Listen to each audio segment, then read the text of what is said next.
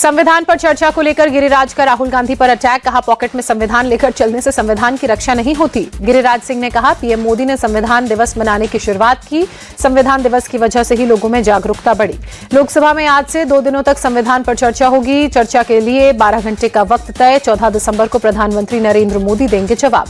राज्यसभा में 16 और 17 दिसंबर को संविधान पर चर्चा होगी। ऊपरी सदन में अमित शाह करेंगे चर्चा की शुरुआत। दिल्ली उप विधानसभा चुनाव के लिए कांग्रेस ने जारी की 21 उम्मीदवारों के नामों की पहली सूची। नई दिल्ली से अरविंद केजरीवाल के खिलाफ संदीप दीक्षित को मिला टिकट। कांग्रेस ने बादली से प्रदेश अध्यक्ष देवेंद्र यादव को मैदान में उतारा। सीलमपुर से आम आदमी पार्टी छोड़कर आए अब्दुल रहमान को मिला टिकट। शीला दीक्षित की सरकार में मंत्री रहे हारून यूसुफ बल्ली मारान से लड़ेंगे चुनाव, जबकि ग्रेटर कैलाश से गर्वित सिंघवी और चांदनी चौक से मुदित अग्रवाल मैदान में होंगे। One nation one election bill को मोदी कैबिनेट की मंजूरी। इसी सत्र में संसद में पेश हो सकता है बिल। पास हुआ तो 2029 तक एक देश एक चुनाव होगा। जेडीयू में one nation one election bill का समर्थन किया। संजय कुमार झा ने कहा एक चुनाव खत्म नहीं होता तो दूसरा चुनाव आ जाता है, इससे विकास के कामों की प्रक्रिया धीमी हो जाती है। एक देश एक चुनाव पर कांग्रेस अध्यक्ष मल्लिकार्जुन खड़गे ने कहा one nation one election bill में क्या है उसे देखने के बाद ही कुछ कह सकेंगे। कांग्रेस सांसद गौरव गोगोई ने कहा चुनाव की पूरी प्रक्रिया को ही बदलने की जरूरत है, वन नेशन वन इलेक्शन इसका समाधान नहीं।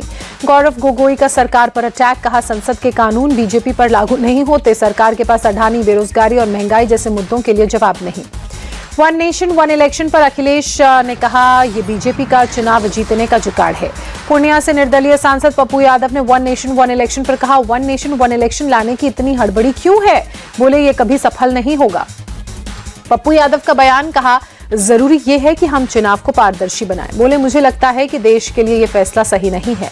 पंजाब के मुख्यमंत्री भगवंत मान ने एक राष्ट्र एक चुनाव पर पूछा महाराष्ट्र और झारखंड में क्यों एक साथ चुनाव नहीं करवाए गए। भगवंत मान ने निशाना साधते हुए कहा एक राष्ट्र एक चुनाव की जगह एक राष्ट्र एक शिक्षा क्यों नहीं, एक राष्ट्र एक इलाज क्यों नहीं कर रहे। वन नेशन वन इलेक्शन पर सपा सांसद रामगोपाल यादव ने कहा अभी इसमें बहुत समय लगेगा, 2029 में तो नहीं 2031 में शायद लागू हो, इस फायदे भी हैं और नुकसान इसकी गारंटी कौन देगा। टीएमसी सांसद शत्रुघ्न सिन्हा ने कहा असली मुद्दों से भटकाने की एक नाकाम साजिश है, ये प्रैक्टिकल और नेचुरल नहीं है। वन नेशन वन इलेक्शन पर तमिलनाडु के मुख्यमंत्री एमके स्टालिन का ट्वीट, लिखा क्षेत्रीय आवाजों को मिटा देगा ये अव्यवहारिक और लोकतांत्रिक विरोधी कदम। महाराष्ट्र के डिप्टी सीएम एकनाथ शिंदे का बीएमसी चुनावों को लेकर बड़ा बयान, कहा महायुति ने जैसे एक साथ विधानसभा चुनाव लड़ा वैसे ही निकाय चुनाव भी लड़ेगी और बहुमत से जीतेंगे। जयपुर की मुस्लिम बस्तियों में विधायक बाल मुकुंद आचार्य पहुंचे, लोगों के आधार कार्ड जांचे। कांग्रेस पार्षद सलमान मंसूरी के पिता से नोकझोंक हुई। दिल्ली में अवैध बांग्लादेशियों के खिलाफ लगातार दूसरे दिन एक्शन। खालिंदी कुंज सीमापुरी में आधार कार्ड और दस्तावेजों की जांच। दिल्ली पुलिस ने अभियान के तहत 20 संदिग्धों की पहचान की। दस्तावेज न होने पर पुलिस ने एक महिला समेत 2 लोगों को हिरासत में लिया। संभल के सपा सांसद जियाउर रहमान बर्क पर लटकी बुलडोजर एक्शन की तलवार, बिना नक्शा पास कराए घर बनाने का नोटिस मिला। जियाउर रहमान बर्क को गुरुवार तक मिला था नोटिस का जवाब देने के लिए वक्त, जवाब नहीं देने पर निर्माण को गिराने और 10,000 के जुर्माने का प्रावधान। संसद पर आतंकवादी हमले की आज 23वीं बरसी, संसद में दी गई शहीद जवानों को श्रद्धांजलि। पीएम मोदी, उपराष्ट्रपति धनखड़ सहित कई नेताओं ने दी श्रद्धांजलि। संसद हमले की आज 23वीं बरसी, सपा प्रमुख अखिलेश यादव ने शहीदों को श्रद्धांजलि दी।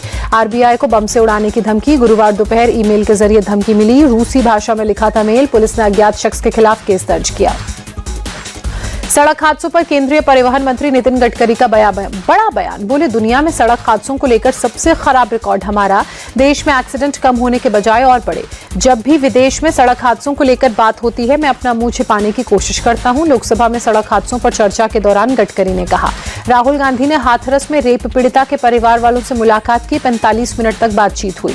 हाथरस के पीड़ित परिवार से मुलाकात के बाद राहुल गांधी का ट्वीट, लिखा आज भी डर के साए में जी रहा है पूरा परिवार, उनके साथ अपराधियों जैसा व्यवहार।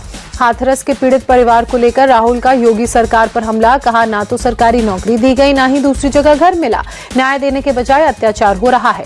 राहुल गांधी के हाथरस दौरे पर डिप्टी सीएम ब्रजेश पाठक भड़के, कहा वो उत्तर प्रदेश को दंगों की आग में धकेलना चाहते हैं। बीजेपी महासचिव तरुण चुघ का राहुल पर अटैक, कहा वो अपने पीआर के लिए कुछ भी कर सकते हैं। 18 दिसंबर को उत्तर प्रदेश विधानसभा का घेराव करेगी कांग्रेस। प्रदेश अध्यक्ष अजय राय ने कहा बेरोजगारी, शिक्षा और कानून व्यवस्था को लेकर सरकार को घेरेंगे। तमिलनाडु के दिंडीगुल में एक 4 मंजिला निजी अस्पताल में आग लगी। अग्निकांड में 7 लोगों की मौत, कई गंभीर रूप से घायल। फायर ब्रिगेड और पुलिस के जवान रेस्क्यू के काम में जुटे। अस्पताल के अंदर से 100 से ज्यादा लोगों को निकाला गया। मरीजों को दूसरे अस्पतालों में ट्रांसफर करने में प्रशासन जुटा। 50 से ज्यादा एम्बुलेंसेस बुलाई गई। दिल्ली के स्कूलों को फिर बम से उड़ाने की धमकी मिली। ईमेल के जरिए 6 स्कूलों को धमकी। East of Kailash, DPS, Bhatnagar public school, Cambridge school, South Delhi के public school, Delhi public school और वेंकटेश पब्लिक स्कूल को मिली धमकी। पुलिस और फायर ब्रिगेड की टीम मौके पर मौजूद। इस बार ईमेल में पेरेंट्स टीचर्स मीटिंग का भी जिक्र किया गया। पुलिस जानबूझकर कर रही है इस मामले में जो शरारती तत्व हैं उस एंगल से जांच। अभी तक कुछ भी संदिग्ध नहीं मिला। दिल्ली में कपकपाती ठंड, 6 डिग्री सेल्सियस तक पहुंचा तापमान। आसमान में छाया घना कोहरा, विजिबिलिटी हुई लो। उत्तर प्रदेश के कानपुर में शीतलहर का कहर। आसमान में छाया कोहरा, ठंड से बचाव के लिए लोग ले रहे हैं अलाव का सहारा। जम्मू कश्मीर के श्रीनगर में जमा देने वाली ठंड, तापमान में भारी गिरावट, बचाव के लिए अलाव का सहारा ले रहे हैं लोग। जम्मू कश्मीर के गांदरबल में हिमपात, बर्फ की सफेद चादर में सोनमर्ग ढका। पहाड़ों से लेकर घरों तक चारों ओर बर्फ ही बर्फ, नजारा हुआ मनमोहक। माया नगरी मुंबई में एयर क्वालिटी इंडेक्स मध्यम श्रेणी में पहुंचा। सुबह सुबह धुंध में लिपटी नजर आई इमारतें। असम के गुवाहाटी में कड़ाके की ठंड, आसमान में छाया घना कोहरा, विजिबिलिटी हुई लो। चेन्नई में भारी बारिश से सड़क यातायात प्रभावित, बीती रात जाम से जूझते नजर आए लोग। चेन्नई के अशोकनगर इलाके में बारिश से बुरा हाल, सड़कों पर जलभराव की वजह से लोगों को आने जाने में परेशानी, गलियों में भरा पानी। तमिलनाडु के थुथुकुटी में भारी बारिश, कई जगहों पर पानी, यातायात प्रभावित। तमिलनाडु के मदुरई में भी तेज बारिश, कई जगहों पर जलभराव, लोगों की परेशानी बढ़ी। तमिलनाडु के पुदुकोट्टाई में भी भारी बारिश, बेमौसम बारिश से आम जनजीवन प्रभावित। बारिश की वजह से कुछ जगहों पर जलभराव, लोगों को बाहर निकालने में हुई परेशानी। तमिलनाडु की त्रिची में भारी बारिश से जगह जगह जलभराव, सड़कों पर गाड़ियों की रफ्तार धीमी, राहगीरों की बड़ी परेशानी। तिरुचिरापल्ली में भी जबरदस्त बारिश, सड़कों पर भरा पानी, यातायात हुआ प्रभावित। मुंबई के डोंगरी इलाके में 4 मंजिला इमारत का एक हिस्सा ढहा, हादसे में किसी तरह की जनहानि की खबर नहीं। इमारत का हिस्सा ढहने के बाद पूरे इलाके में अफरा तफरी, बीती रात हुआ हादसा। सूचना मिलते ही मौके पर पुलिस प्रशासन के अधिकारी पहुंचे। रेस्क्यू ऑपरेशन के साथ मलबा हटाने का अभियान चलाया गया। महाराष्ट्र के परभणी हिंसा मामले में 8 लोगों पर एफआईआर दर्ज, अब तक 50 आरोपी गिरफ्तार। परभणी हिंसा पर बीजेपी सांसद अशोक चौहान का बयान, जनता को अपनी भावनाओं पर काबू रखना चाहिए। उत्तर प्रदेश के सोनभद्र में जमीनी विवाद को लेकर 2 पक्षों में खूनी संघर्ष, जमकर चले लाठी डंडे, एक पक्ष के 4 लोग गंभीर रूप से घायल। पीड़ित परिवार का आरोप, मारपीट की शिकायत पर थाने और एसपी ने यहां नहीं हुई सुनवाई। दूसरे पक्ष के रसूख के चलते मेडिकल तक नहीं होने दिया गया।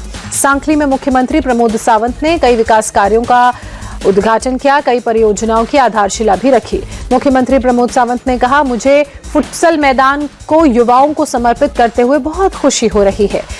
18 साल के डी गुकेश ने रचा इतिहास, सबसे युवा विश्व शतरंज चैंपियन बने। चीन के डिंग लिरेन को हराकर वर्ल्ड चेस चैंपियनशिप का खिताब अपने नाम किया। विश्वनाथन आनंद के बाद डी गुकेश वर्ल्ड चैंपियन बनने वाले भारत के दूसरे शतरंज खिलाड़ी बने। आनंद 5 बार जीत चुके हैं खिताब। विश्व शतरंज चैंपियनशिप जीतने के बाद भावुक हुए डी गुकेश, कहा 10 वर्षों से इस पल का सपना देख रहा था, मेरा सपना पूरा हुआ।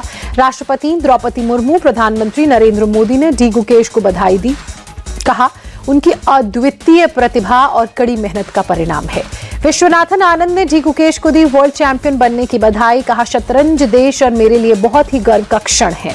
विमेन प्रीमियर लीग में तीसरे सीजन से पहले गुजरात जायंट्स से अलग हुई मिताली राज। प्रवीण तांबे बने गेंदबाजी कोच, डैनियल मार्श को बल्लेबाजी कोच नियुक्त किया गया।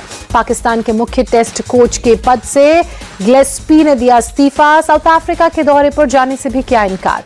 भारत और ऑस्ट्रेलिया के बीच तीसरे मुकाबले के लिए पिच तैयार। गाबा में बनाई गई ग्रीन टॉप विकेट, तेज गेंदबाजों को मिल सकती है मदद। गाबा टेस्ट में बारिश बिगाड़ सकती है खेल का मजा। पहले दिन 53% बारिश की संभावना, तो 15 दिसंबर को 50% से कम है बारिश की संभावना। खराब फॉर्म से जूझ रहे रोहित शर्मा की कपिल देव ने की तारीफ, कहा रोहित के पास बहुत प्रतिभा और क्षमता है, एक शानदार प्रदर्शन के बाद वो वापस आ जाएंगे। भुवनेश्वर के कलिंगा स्टेडियम परिसर में बैडमिंटन हाई परफॉर्मेंस सेंटर का उद्घाटन मुख्यमंत्री मोहन चरण मांझी ने असम के मुख्यमंत्री हिमंता बिस्वा शर्मा के साथ मिलकर उद्घाटन किया। कार्यक्रम के दौरान अलग अंदाज में नजर आए मुख्यमंत्री मोहन चरण मांझी। असम के मुख्यमंत्री हिमंता बिस्वा शर्मा के साथ खेला बैडमिंटन।